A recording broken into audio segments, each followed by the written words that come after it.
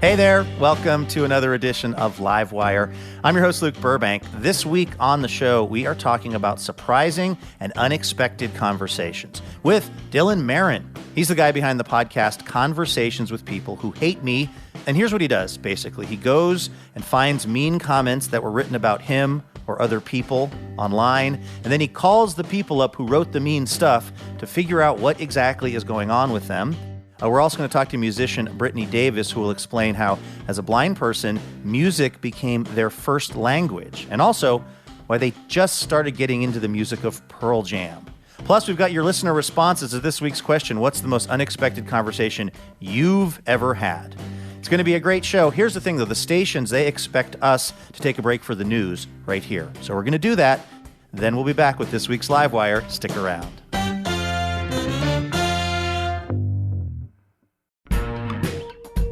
Ever wondered what it's like to live alone, hidden in the woods, not speaking to a single soul for 30 years? Or wander the desert, uncover a hidden well, and dive to the bottom of the deepest waterhole for 2,000 miles? The Snap Judgment Podcast takes you there with amazing stories told by the people who lived them. Snap Judgment. Listen and subscribe wherever you get your podcasts.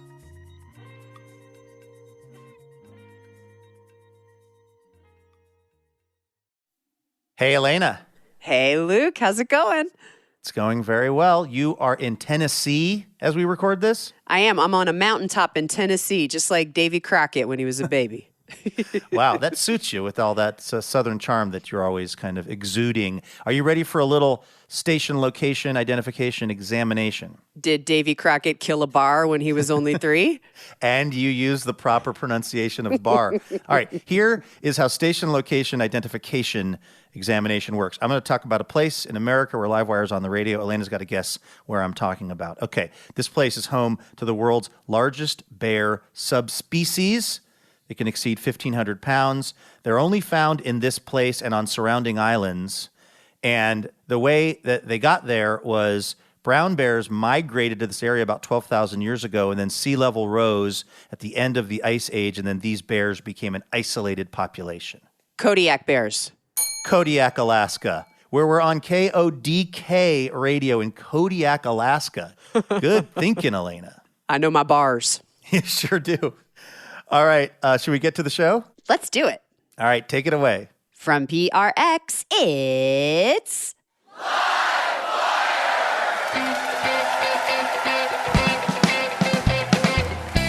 This week, podcaster and writer Dylan Marron.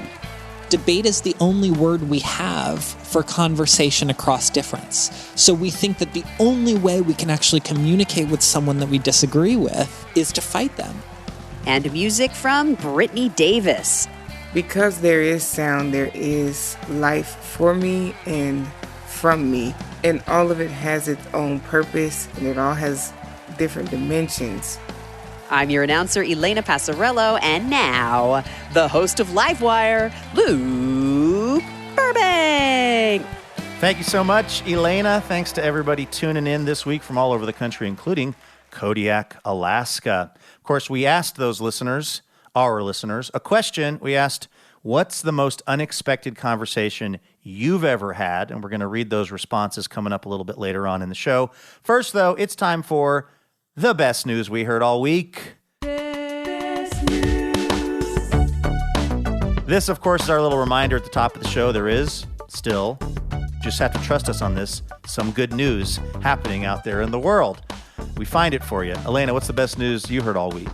Oh, I love this news from Indianola, Iowa, population 16,000. You know, if you probably are super aware of this, over the past decade or so, quite a few small town newspapers, maybe the vast majority of them, have been bought up by these big media conglomerates, and they lose their staff, they lose a lot of their heft, and they really lose the local attention that makes small town newspapers what I consider to be like one of the most important parts of American life. Yes, absolutely. It's a tragedy in this country because it is extremely hard to be profitable in the print newspaper business. And so you have, this consolidation and conglomeration that takes so much of the specific local flavor out of these things. It's a real bummer. For sure. But good news is that opposite thing is happening in Indianola, Iowa, where the Record Herald had been bought out by a huge media company.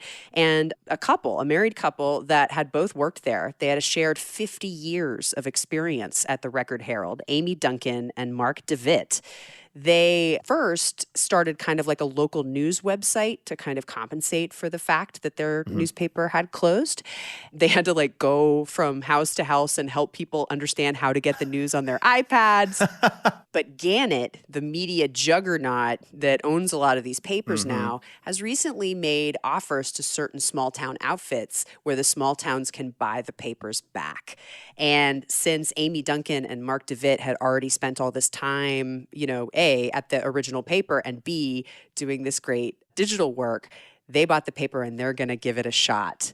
So that means people who know this community well are going to be reporting for this community. There are going to be tons of opportunities for that kind of discourse. And if you're within a 6,000-mile radius of Indianola, Iowa, maybe you want to subscribe to keep this paper going. That's so awesome. Yeah. Well, going from kind of hyper-local news to an actual world record, Elena, the best news that I heard about this week, this actually happened a little while ago, but it just came onto my radar, is the story of a guy named Chad Kemple, who is the father of quintuplets, which, if you're not great at math, like me, I had to look up, that's five babies, a quint. And he decided he wanted to run a half marathon pushing his he actually has 7 children. These are just the 5 that came out at the same time. So he decided to run a half marathon pushing the quints. They're 4 years old now. Between the stroller they were in and the kids, that's 240 extra pounds. Oh my gosh. That Chad's pushing along for a half marathon, which of course is 13.1 miles, half of a regular marathon. He did this in Oakland, by the way. And he wanted to sort of teach people or remind people that anything is possible. So he had this inspirational sign that said anything is possible. And his wife, who he credits with, rightfully so, by the way, with doing the hard work as far as these babies are concerned, right? Like anything he does with physical activity around them, he says, yeah, this pales in comparison to what my wife went through carrying these quintuplets. But his wife was riding on a bike next to him, and it was really hot, and it was a lot of children to be pushing. So he almost quit a couple of times, and she was like encouraging him from the bike, and he managed to get through it. He did the whole thing in 2 hours and 19 minutes, which is really not bad, actually. That's not bad. Considering what he was doing.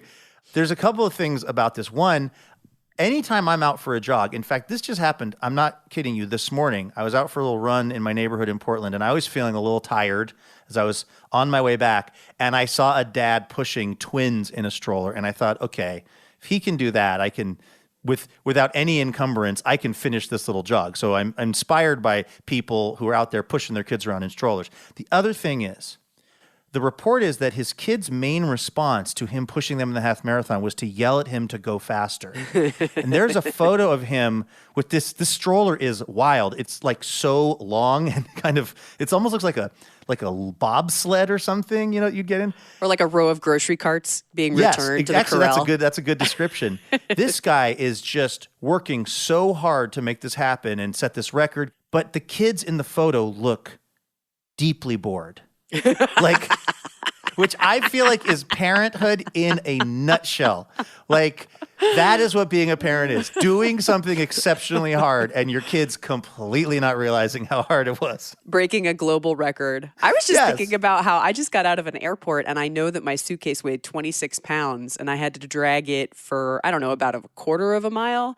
And it was a tenth the weight of that stroller, and I was just like, ugh, I quit. Yeah. I quit. I quit. So knowing, by the way, that the experience of parents is universal, no matter what we do, our kids are going to probably not be that impressed. That is the best news, weirdly, that I heard this week.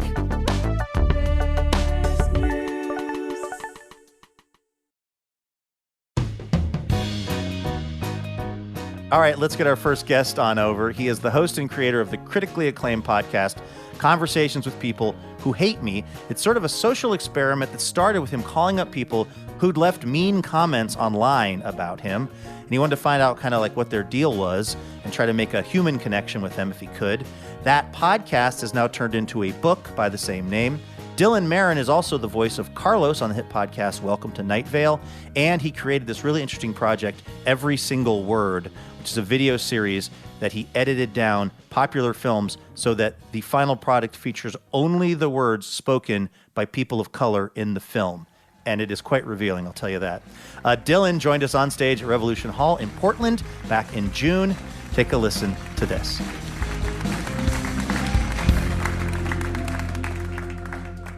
Hi, guys. Dylan, welcome to the show. Thank you for having me. Let's actually start with Every Single Word, because I think that's one of the things that really put you on the internet's radar to a large degree. How did that idea come to you to edit these films down? So I was like acting at the time. That was my entry into the creative forum. And I was noticing that auditions, so in casting notices, I don't know if you're familiar, but there's like a description of the character, right? And so there will be one character that describes everything about them. It gives you their biographical data, what they feel, how vulnerable they are, like their relationship to empathy with others. And then there's others that's like deli worker, 5 lines, and then it will list every non-white race. And so it's like you understand that these long flowing casting notices were for white characters.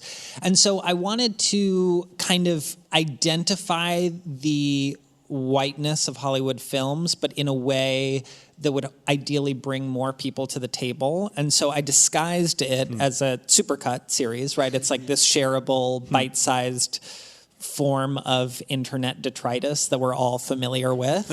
And it cloaked in that was a conversation about representation on screen. I have to say it was shocking to me as a white person to see a film that I love like Moonrise Kingdom. Yeah. That I've watched. And, I mean, as a white person, you're legally obligated to love anything Wes Anderson does. Yes. So it never occurred to me because of my lived experience how little representation there is in that film. It's like less than 10 seconds. Yeah. And I think to explain, I was picking films that were told universal stories and were cast as white by default. So the Lord of the Rings trilogy, all 3 movies came down to, I think, 47 seconds. That's the trilogy. But those are short films and anyway. Those are tiny, tiny films. So that's, we have to also put that in the record. They're TikToks, basically. Yeah, right. Yeah, the Vines. So Vines, thank you. A classic. TikTok vintage.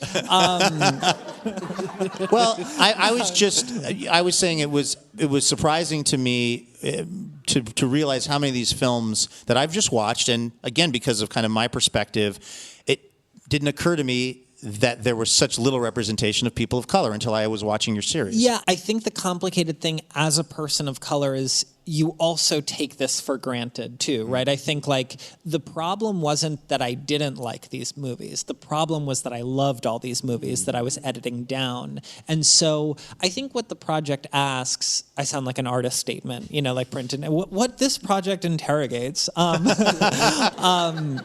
is, what are you not noticing and what are we subconsciously taking in? What messaging are we subconsciously taking in if we watch, yes, okay, claps. Yes. Make it slow build through what I'm saying. But I think what it's saying, it's like, what are we letting in? What are we subconsciously understanding if we are baking into our brains? Movies are essentially empathy machines. I think that's a Roger Ebert quote. That's how we understand ourselves. That's how we understand our place in humanity. And what is it saying for people of color who are seeing avatars continuously relegated to the sidelines? Yeah. And so, again, it's just a supercut series. And so I think that project was what helped me learn how to take a big idea and express it in an online format. Another thing you did that got a lot of attention were these unboxing videos where you unboxed abstract concepts like masculinity and ableism. Yes. And that seems to also be when the trolls really started to come out. Was that your experience? Every single word, I wasn't in those videos. Those were edits of popular films. And when I started making videos with my face in them and those videos started becoming really popular, and I was coming from a very progressive perspective. Yes, and I think context is important about this, which is that this was 2016, 2017, and this was on Facebook. So this is like right when we were experiencing this national public square on Facebook. This is when Facebook video was popping off, and I think that is what set the stage for what came next. Well, what I'm really interested in is what you talk about in this book and on the podcast, which is when you started reaching out to some of these people that were posting really mean things about you. So we're going to hear about that in a moment. First, though, we got to take this quick break here on Livewire. We're talking to Dylan Marron. His new book is Conversations with People Who Hate Me, 12 Things I Learned from Talking to Internet Strangers. Back with more Livewire in just a moment.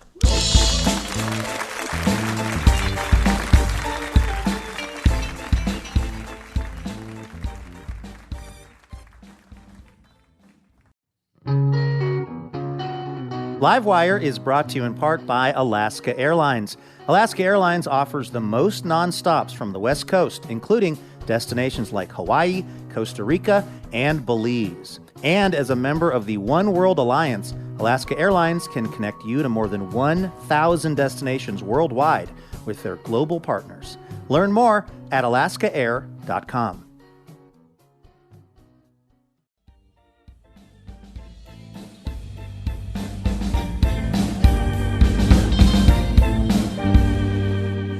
Welcome back to Livewire from PRX. I'm Luke Burbank, here with Elena Passarello.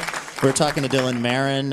His new book is Conversations with People Who Hate Me, 12 Things I Learned from Talking to Internet Strangers. So you were producing a series of different videos, taking on some pretty serious topics, but doing it with a kind of I think, a fun and somewhat light approach. Mm-hmm. But this also was drawing a lot of attention from people who disagreed with what you were saying when you're saying, hey, we're too ableist as a society, or masculinity is out of control, things like that. So what were people actually saying to you that was negative? What were the kind of posts that you were getting? A lot of it was homophobic. I think a lot of it, took swipes at my masculinity, which, just to be clear, we were never angling for alpha. We're going for delta, we're going for zeta, we're going for bottom of the barrel here. Yes, zeta male in the house.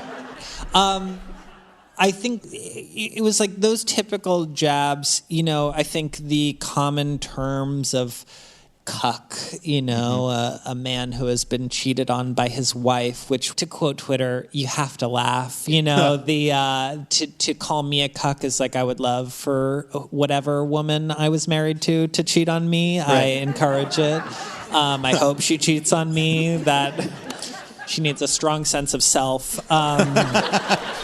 So people are coming at you with all this stuff that they think is insulting you, but the things that they value are not the things that you personally value in the same way. Yeah, I mean, that's 100% true.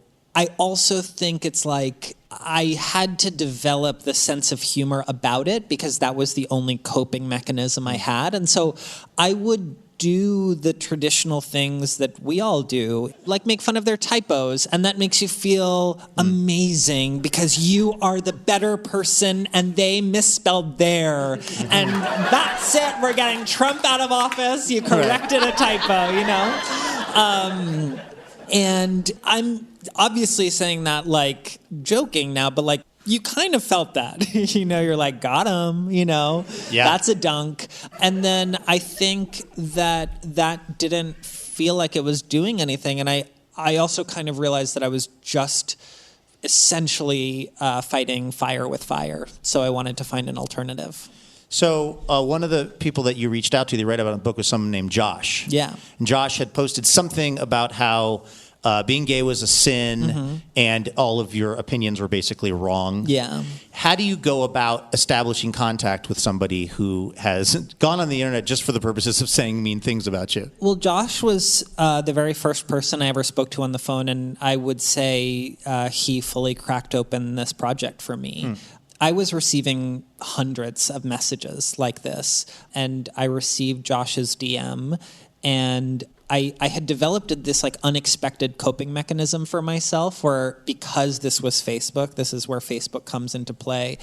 it's not YouTube, it's not Twitter, right? It's like, this is a platform where you have already been encouraged to upload every single picture ever taken of you. You're tagged in photos. So I could click on my detractors' profile pictures and I was taken to a partial family tree. I would know what their aunt's favorite band was, you know? And it's like, I would use these like disparate details to construct this full three-dimensional backstory as a coping mechanism so that I could convince myself that these were human beings that could be reached. And I bring that up with Josh because Josh was really just like, when I clicked on his profile, sure, I was met with all the memes that I expected that, you know, indicated that we supported different political ideologies, but also real vulnerability. He was a senior in high school at the time, and he was talking about loneliness and isolation. And if anything, that was something that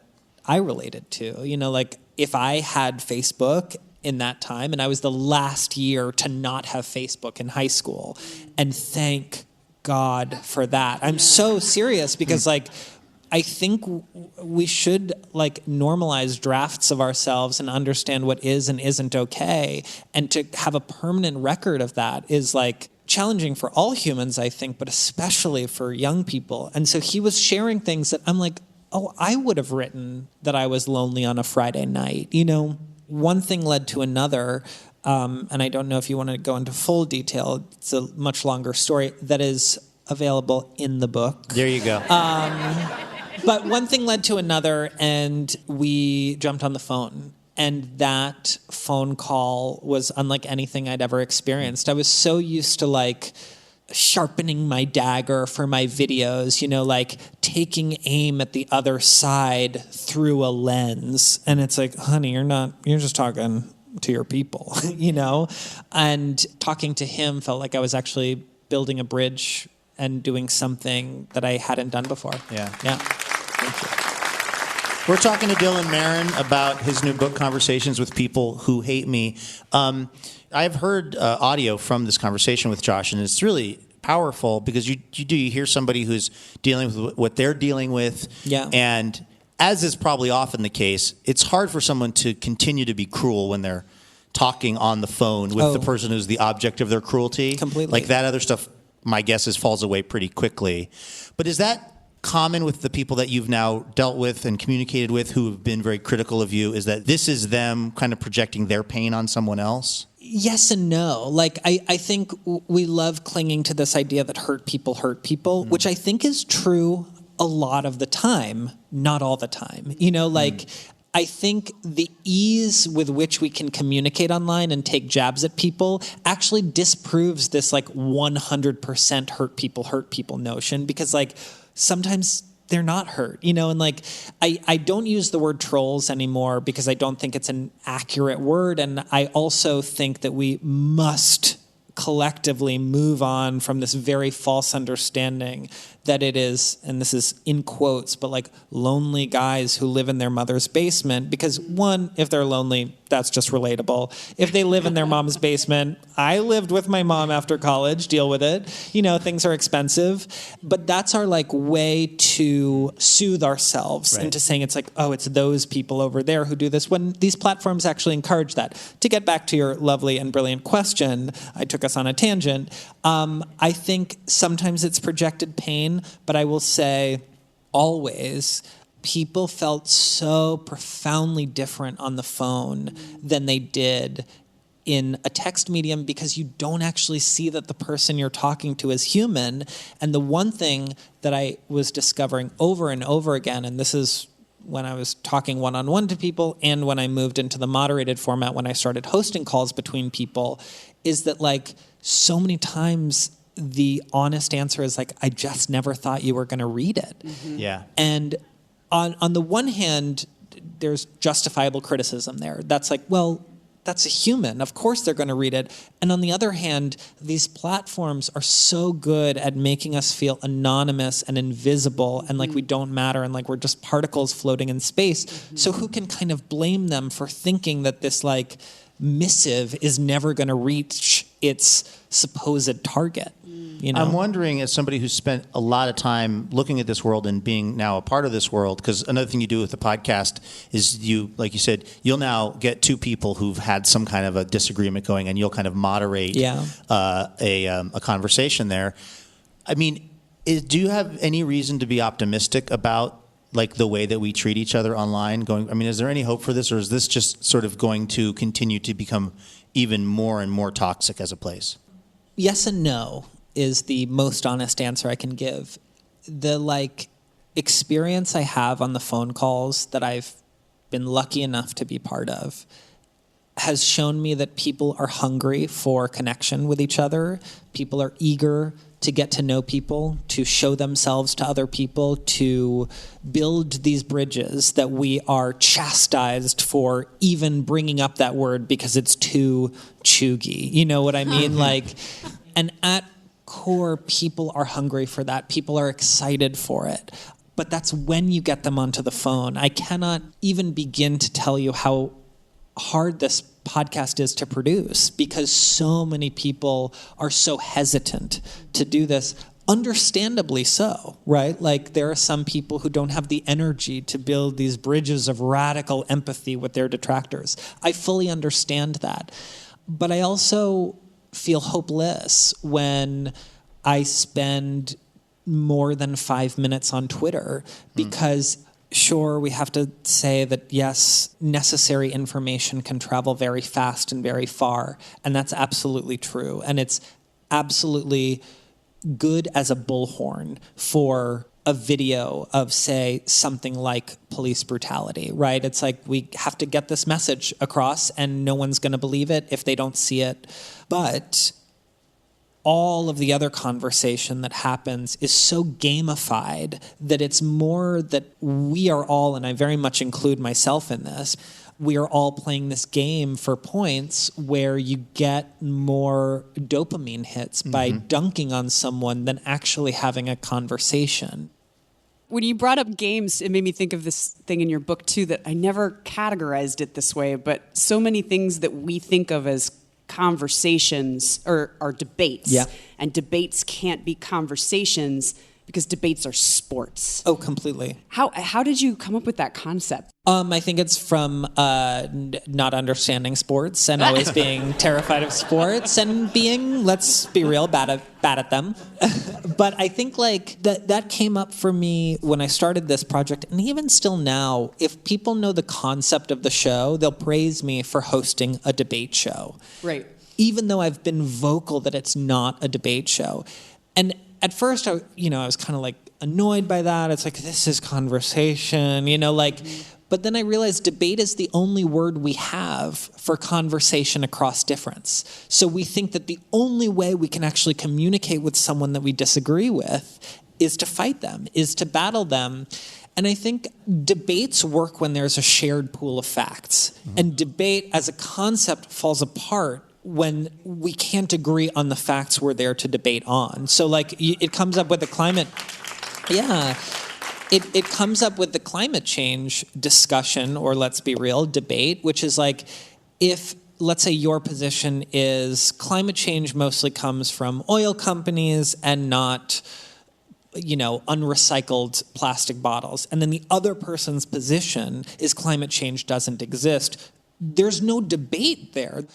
I think what I learned is really ways, and what the book is really about, is ways to foster meaningful conversation and conscious conversation. It's a tightrope to walk, right? I'm very careful to not sloppily be just talk to each other and the world will be good. It's that's unhealthy for a lot of people. And so I think we're having this huge backlash against kindness and bridge building because, like I said, it's a little too cheesy for people, and for very good reason. Kindness is absolutely not a substantial political platform, right? Well, a lot of people who have been marginalized feel completely the advice being just be nicer to the people who have been oppressing you. They are that's not really how we should be fixing this. And I think that, yes, absolutely. And I think that's, in fact, harmful to many marginalized people. But just because some people very understandably can't walk across certain bridges doesn't mean you shouldn't if you feel that you have the ability to. Mm-hmm. You know what I mean? Yeah. Like it's really, I think this work is for people who have the energy to do it and not for the people who don't. It's not a solve. Empathy alone is not going to cure everything that ails us, but I think it is a necessary ingredient that the gamified space of social media is making us forget. Mm-hmm. Yeah. Yeah. All that and more in this great new book from Dylan, Conversations with People Who Hate Me. Dylan Marron, thanks for coming on Thank Livewire. you for having me. That was Dylan Marron right here on Livewire. We recorded that at Revolution Hall in Portland, Oregon back in June. Dylan's book, Conversations with People Who Hate Me, is available now. Hey, special thanks this episode to Megan Millard of Portland, Oregon, and Brett Sherman of Happy Valley, Oregon. Megan and Brett are part of the Livewire member community and generously support our show with a donation each month, which we are very thankful for because it's literally how we're able to keep doing the show. No donations from people like Megan and Brett, no Livewire. So thank you, Megan and Brett, for keeping the show going.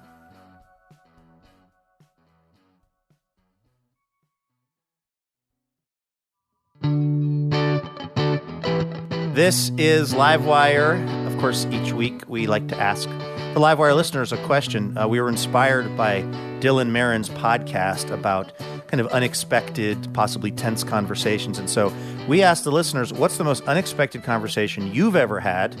Elena has been collecting up those responses. What are you seeing? Well, speaking of Dylan, this is from a Dylan. I think it's a different Dylan, who says, I had a conversation with my professor in which he told me there was no future in my major. Wow. That's always a hard thing when the person who's teaching you the thing that you're learning is like, yeah, kid, good luck. I was a drama major in college up until probably my junior year, and we were doing some kind of acting presentation, and I will just say some of the monologues were, I thought, less than stellar. Mm-hmm. Some were great, but there was a real range. But the response was the same. Everyone was so effusive and so supportive of every monologue, even the ones that were great. I thought, wait a minute, are we all deluding ourselves? I was like, I thought mine went pretty well. Everyone seemed excited, but they're also being pretty excited about some ones that seemed less great. And so I said, I got to switch my major to a real tried and true moneymaker, journalism. Oh, yeah. So. I know. I was thinking about all the majors and minors that I've had over my several degrees, and none of them have futures in them. French, anthropology, literature, creative writing. So me and Dylan and you, Luke, we can form a club. What's another unexpected conversation that one of our listeners had? Bill says, I was once speaking to a friend about our passions, and we eventually got to talking about being patriotic. And that's when he told me he only wears American-made clothes. And then we had an interesting conversation about the day he discovered that his American flag T-shirt was made in Bangladesh. Wow. You see that sometimes, something that seems extremely quote-unquote patriotic, and then you turn it over and you find out it was made somewhere far away from here. When I was a kid growing up in the 80s, I feel like there were a lot of ads extolling the virtues of buying American. Oh, yeah, for sure. Just seemed like as a kid, there was always ads, and it was like people were wearing jeans and turning the waistband out, and it said like "Made in America," and it was like lots of waves of grain and flags fluttering. Like it seemed like a real priority. Maybe there's so few now that like there's no point in advertising it. Right. The consortium of American manufacturers, there's not enough of them to put in for the TV ad buys that I was seeing as a kid. That's right. One more unexpected conversation before we get to our next guest. Oh, this is a great one about taste. Jay says, one time a friend and I were talking about our favorite movies, and I started things off by saying my favorite movie was The Hateful Eight, and my friend told me that he unironically loves the Bee Movie. The Jerry Seinfeld one? Yeah. I don't know. I think both of those are interesting choices for favorite movies, and I would love to see a mashup of the two. I will say that's a real pretty hard pivot between The Hateful Eight and Daisy Domergue, that really memorable performance by Jennifer Jason Leigh. And then you're just going right over to Jerry Seinfeld playing a bee. That reminds me when David tried to show me that scary movie Halloween, and I got so scared. And he was like, I knew you were going to get scared, so I also rented this movie. This is back when you rented movies. And the Chaser movie he had rented for me was Lady and the Tramp. So we went from Halloween to Lady and the Tramp. That's when you know you're with the right person. Amen. He's at the Blockbuster or the Red Box or whatever service y'all were using, just anticipating, we're going to need a palate cleanser after the scary movie. I'm so afraid of those. One time there was a scary movie. The opening shot was of a doll, and I was like, turn it off. All right. Thank you to everyone who wrote in responses to our listener question. We've got another one for next week's show, which we will reveal at the end of today's episode, so stick around for that. In the meantime, this is, of course, Livewire. Our next guest is a genre-breaking musician and producer from Seattle. Born blind, Brittany Davis's musical journey began when they realized they could play piano by ear. And by the age of 13, they were recording their own music. Brittany is now signed to Loose Groove Records, which is the Seattle label co-founded by Pearl Jam guitarist Stone Gossard. And their debut EP, I Choose to Live, was released just this year. Brittany Davis, welcome to Livewire. Yay! Thank you. So excited to get to talk to you. I've been hearing all about you for a while now. I'm curious, when did you start writing music? I began writing music really young. I started playing piano at the age of 2 and started kind of writing my own songs at 4 and 5. Wow. Just What are those songs about when you're 4 or 5? Like the popsicle truck is here? they're mostly instrumental. Okay. But to me, they were about a lot of things. I can't remember now because It's been a while. Yeah, but everything is music to me, so I guess everything was a song. Did I read correctly that you could actually play bird songs on the piano when you were really young? Yes. So how would that work? You would hear a robin or something, and then you could come in and approximate it on the piano. Yeah, you hear this little the little birds. And you just play it, you know. Now, as a person who's blind, it sounds like you've always had a really strong connection to sound. I read that you said sound is light to you. What do you mean by that? Sound is light, silence is darkness. I mean that because there is sound, there is life for me and from me. And all of it has its own purpose, and it all has different dimensions. The same way that different intensities of light can give you different perceptions of things, the way that it bends, the way that it shifts, you know, like if it's a shadow, you know, you still need light for that. Right. So the different sonic dimensions are just the same, you know, dimensions as light, you know. As a matter of fact, there was a little study done. It was like people who are born blind, their visual cortex is actually stimulated when they read Braille by touch or when they hear things by sound. So a lot of the times it's like we're seeing 2 times, you know. Wow. You know, yeah, because that's how we see. So, you know, even though we don't have the visual organ, we have the most powerful organ, I believe, is the brain. The mind is just the dimension of the brain. So that's why I say that sound is light, because it is a dimension and it requires dimensions in order for it to work. Same as light. So my guess would be that as a kid growing up, sound and music and song was just vitally important to you. I mean, what was that? What did it mean to you as a young person? Well, I always like to say that music was my first language. It played a role in everything that I felt emotionally, sometimes like different scents, things that you would smell or things that you would touch, different textures, had different notes, had different, you know, tonal scales. Of course, I didn't know nothing about music theory back then, and I'm still learning now because I wasn't trained. But I've had beautiful mentors and people come in and teach me things and help me navigate the landscape of music, but the language was always mine. I think something that's kind of funny is that you're signed to Loose Groove Records, which was founded by one of the guys in Pearl Jam, Stone Gossard. But you Yes. were not really like a Pearl Jam head before you No. got signed. No. Do you have to now listen to Pearl Jam because the label you're on was founded by one of the Pearl Jam people? No. I love it though. Oh, really? I listen to it, because it's one of those things where you get curious.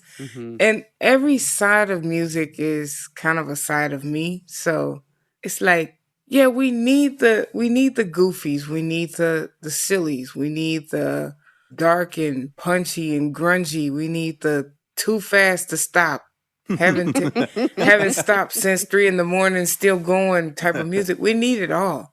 Because that's the same thing with language. You have things that that are good and that are pure, but then you also have those things which is like, okay, he's he's going off the deep end. He's cussing. He's using all kind of colorful language, and it's very important to be able to express oneself in all facets. And so that's why I listen to Pearl Jam. I'm getting into a little bit of rock and roll. I'm starting to get into some Neil Young. I'm getting into some Jimi Hendrix. I'm loving me some Jimi Hendrix Well, right being now. that you're in Seattle Seattle again. now, I think you're like legally required Yeah. to get into Jimi Hendrix, right? I love the guy though, man. Yeah. Can't get enough. Something that I read in an interview with you that would have never occurred to me was that because you're blind, you have to basically kind of decide who you're going to trust about an outfit that you might be wearing in like a video or for a performance. Like right now, the listeners can't see, but you have this beautiful yellow head wrap on and matching shirt and some pearls. You look great. Thank But you. you said sometimes you get conflicting information from people and like you have to decide who you're going to go with. Yeah, it's a what I call interprojection, because I had to project from the inside out what I want to represent, because people around me have to see that in everything that I do so that they know what I'm trying to do. Because if they can't see it, they don't know it. Because I can't show them.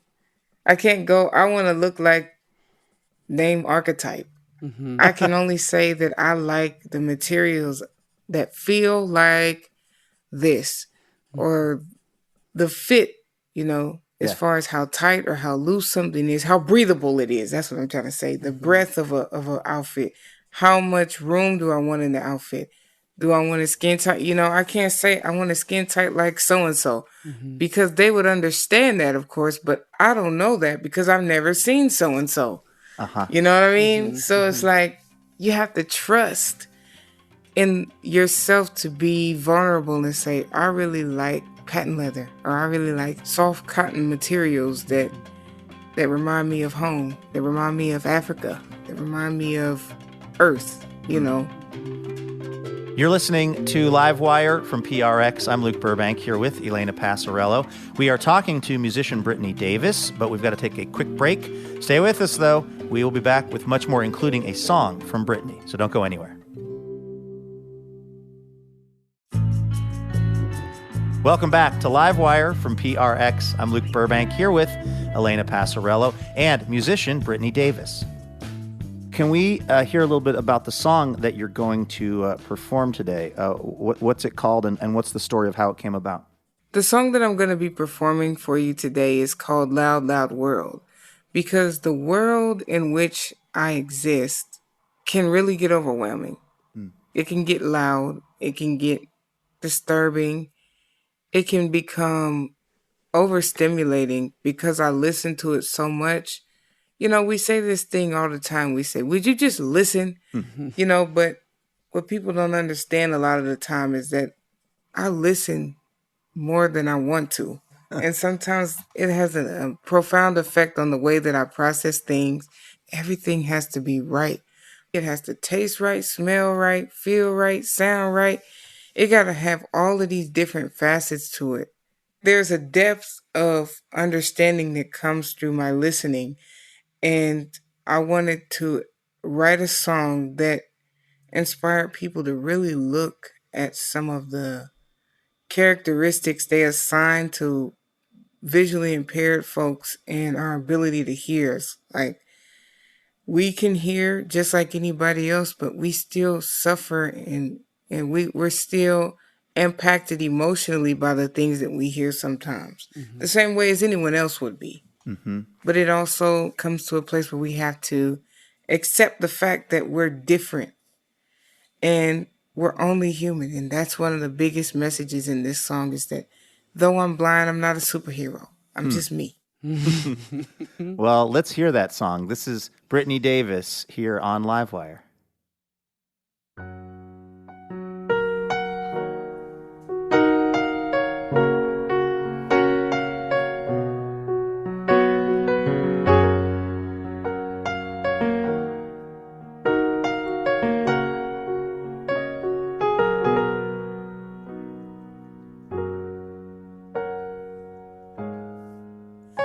As I open up my eyes,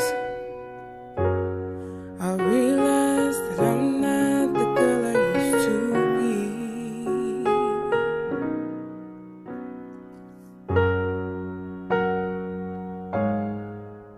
And as I open up my ears, I realize that I don't hear what I used to hear.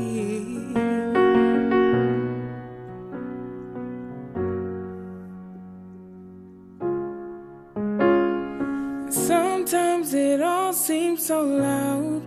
I wish I could turn it all down. And even though I cannot see, does it mean I'm in some alternate reality? Yes.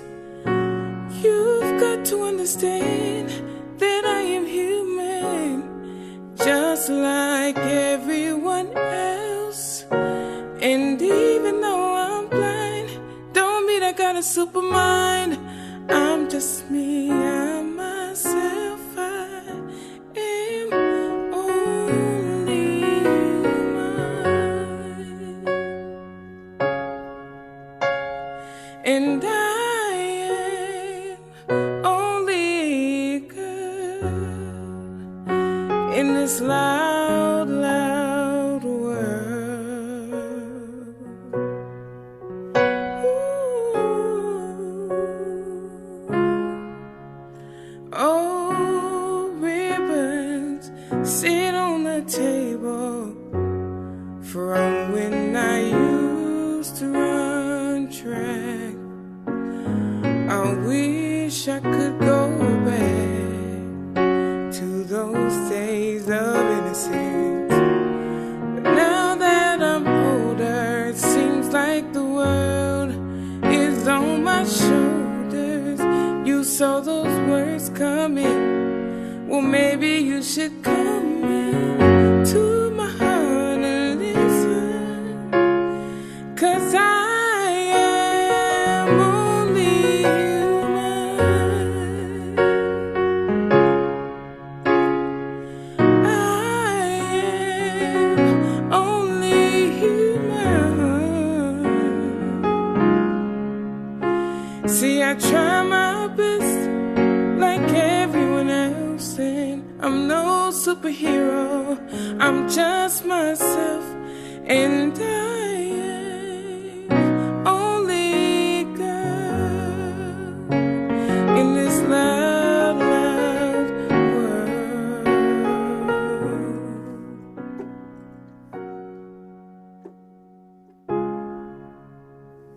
Sometimes it all seems so loud. I wish I could turn it all down. And even though I cannot see, doesn't mean I'm in some alternate reality. 'Cause I am only human.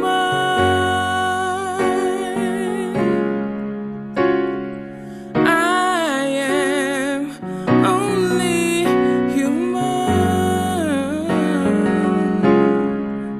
See, I try my best like everyone else, and I'm no superhero.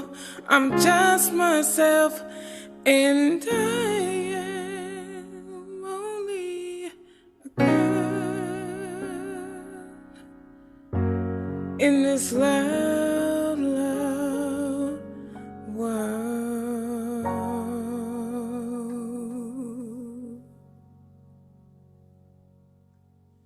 Brittany Davis, right here on Livewire.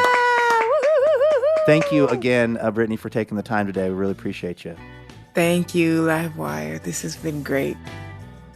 That was Brittany Davis right here on Livewire. Their EP, I Choose to Live, is out now. All right, before we get out of here, a little preview of next week's show. We are going to be talking to one of the most decorated American runners of all time, Lauren Fleshman, who won 5 NCAA championships at Stanford, also 2 national championships. And we're going to be talking to Lauren about her hit debut book, which is Good for a Girl, My Life Running in a Man's World, which is part memoir about her life and part sort of manifesto about the treatment of women in sports. We'll also be chatting with comedy writer Joey Clift about his new digital series, Gone Native, which delves into a lot of the weird microaggressions that Native people tend to deal with, like the fact that Stephen King is obsessed with, quote-unquote, Indian burial ground, right, always being where the bad stuff is going on. And we're also going to hear from a Seattle indie supergroup, Who Is She? And we're going to find out what really happened when they were fired after a performance at a professional hockey game in Seattle. They were playing in an arena called Climate Pledge Arena, and they decided to modify a song in a way that didn't go over super great. And we're going to hear that song, by the way, on Livewire. And as always, we're going to be looking to hear your answers to our audience question. Elena, what are we going to ask the listeners for next week? We want to know, what record would you like to break? Okay, if you have a record that you would like to break, big or small, you can send us your answer on Twitter and Facebook. We are at Livewire Radio pretty much everywhere. All right, that's going to do it for this week's episode of Livewire. A huge thanks to our guests, Dylan Marron and Brittany Davis. Livewire is brought to you in part by Alaska Airlines. Laura Haddon is our executive producer. Heather D. Michelle is our executive director. Our producer and editor is Melanie Savchenko. Our assistant editor is Trey Hester. Our marketing manager is Paige Thomas. And our production fellow is Tanvi Kumar. Our house band is Mike Gamble, Pony, A.L. Alves, and A. Walker Spring, who also composes our music. Molly Pettit is our technical director and mixer. And our house sound is by D. Neil Blake. Additional funding provided by the James F. and Marion L. Miller Foundation.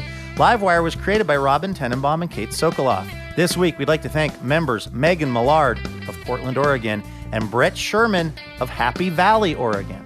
For more information about our show or how you can listen to our podcast, head on over to livewireradio.org. I'm Luke Burbank. For Elena Passarello and the whole Livewire team, thank you for listening, and we will see you next week.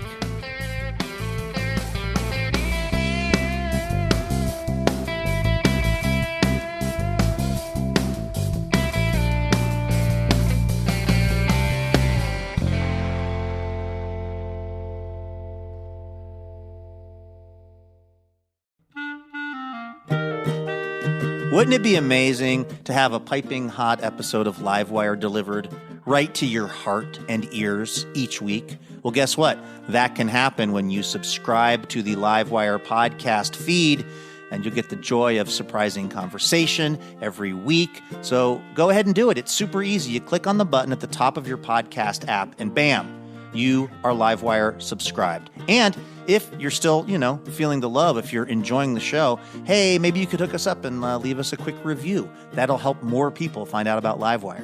And thank you.